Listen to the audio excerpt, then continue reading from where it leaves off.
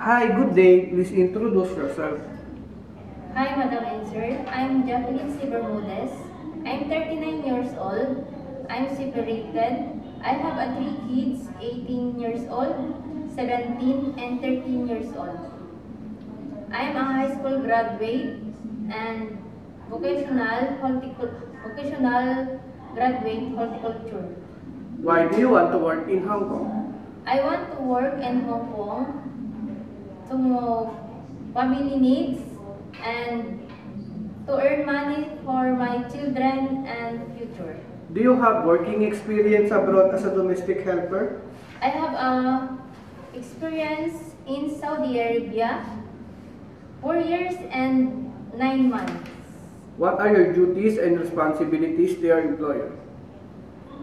My duties and responsibilities are cooking, cleaning, ironing, washing clothes, washing dishes, gardening, and car washing. Did you take care of baby, child, or elderly? I took care of baby by bathing, feeding, change diaper and clothes, and sterilizing a bottle baby. Aside from taking care of them, what is your skills? Aside take care of them, I cook Filipino food and Arabic food. And I'm willing to learn how to cook Chinese food. What are the traits necessary to be a good domestic helper?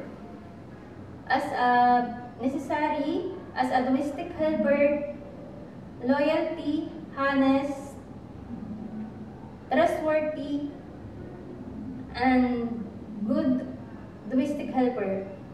Lastly, anything else you want to tell to your future employer? Hi, Madam and Sir.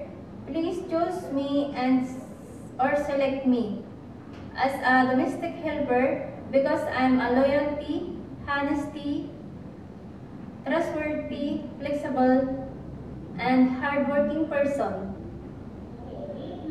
Thank you and see you soon in Hong Kong.